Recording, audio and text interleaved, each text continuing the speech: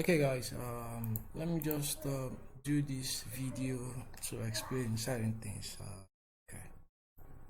Okay, so don't mind this guy. Okay, just give me a few minutes, pick up my pen, and we'll get back into the chat. Okay, so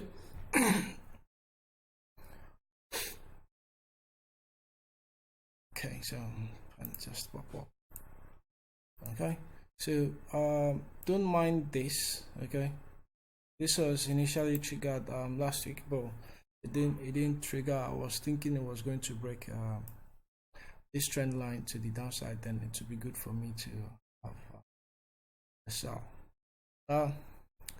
Never mind. Let's just dive into what I want to explain. Okay, now on the daily chart, you can see it right there. Okay, shows that we are on a daily chart. Okay, and everybody can actually see the trend. Where's the market heading to? Okay, market is heading upward, right? And this move, as the big guys, we explain this as the big guys move, upward trend, right? Which is the trend of the market. So you always want to know where the big trend is, right? Where the big trend is. So upward trend, right? And for you to cite possible locations where you can actually get into the market, you want to know at what point are you intending to get into the market. Okay, are you intending to get into the market when the smaller guys are right in the market, or when the smaller guys are stocked and it's time for the big guys to actually set in? Okay, now this is what you want to see. But on the big time frame, we saw that the trend was an upward trend. You can see that it's glaring upward trend, right? So, but then let's look at the smaller time frame and see what is happening right there. Okay, let me take all this off and go to the 4 hours time frame. Right now, where is that pull up that we just saw? Where's the big guys move? It's like right here we can see a downtrend. Who is doing this downtrend? Who is doing this downtrend? This downtrend is for the smaller guys, okay, the smaller boys. But the real guys who are moving the market, they're right there sitting at the 4 hours time and saying, hey, I want you to sell that thing to me, then I will be able to buy it at a nice and affordable rate. Okay, now a lot of them keeps doing this on daily basis without having an understanding of where the big guy is. Now let me do further analysis to what we are looking into here. Now most times when this start happening, okay, you find this move coming in and someone is selling with without the information that there's someone who is sitting on the corner wanting you to sell to him, then he will be able to buy it from you. That is the general conception of the market. You have to wait for someone to sell to you, then you buy it from that person. You don't decide to sell to the sellers, you rather do what? You buy from the sellers, or you sell to the buyers, whichever way it is, right? So right there we have this concept that, okay, we have someone selling. At what point is it selling? Then this is a time for you to now synchronize with on the daily time frame what area is convenient for the buyers to the big guy to set in again, and that is where you have your trend line coming in. So you have your trend line spotting right there.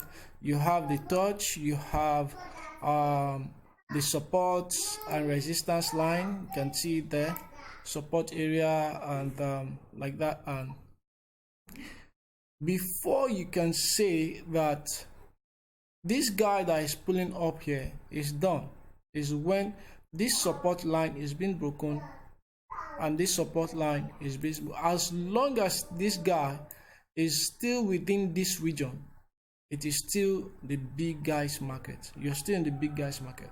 Okay, you only want to get in when in the big guys market and not in the small guys market. That is when you are going to stay in profit, and this can be interpreted in any time frame. Don't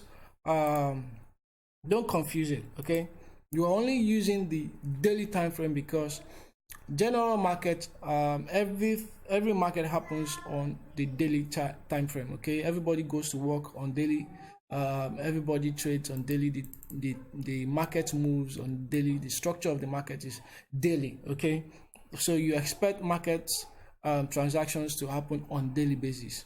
So when the market transactions happen on daily basis, we want to know what is happening, and because of our account size, we don't want to stress to go into the weekly or the monthly or the yearly. Okay, but all of them synchronizes together. I can decide to say, well, I don't want to look into the daily time frame, I want to look into the 4 hours time frame. You will still find the same format there, but then if you have this picture first in your mind, then it's easy for you to actually run the market. Let's look at this. Let's assume we're looking at the 4 hours time frame, and you can see right there the price is heading down. Okay, the price is heading down. What happens on the 1 hour time frame? Can you see that? Where is the downtrend? It's right there, an uptrend. Okay, right there, an uptrend. Do you understand? So it happens on all different time frame, but we decide to use the daily time frame because that is where the real guys are. Okay, everybody is trading on daily basis. When you turn on your channel's television news and they're talking about business market, the stock market, what happened in the stock market, you have Orlando closing at so price today, we have Total closing at so price today, and they are giving all those analysis. They are giving daily analysis of what is happening, and that is what we want to work in. So I hope that explained the concept of the time frame, the different time frame. So if you are able to align with the different time frame, most times I'm cool with the daily time frame because it allows me to filter out too many noise in the market. So once I'm done, I'm out of the noise of the market. I always stay connected to positivity. So I probably will have lesser losses than someone who is doing lesser time frame, or whichever case may be. Okay, so I hope that explains that. We will continue to help and try as much as possible to update our minds towards getting the best in the forex market. So thank you very much, guys. I love you for your comment. I love you for your chat hub. Keep bringing them up, and let's keep discussing about the forex market. Thank you. Jerry is signing out.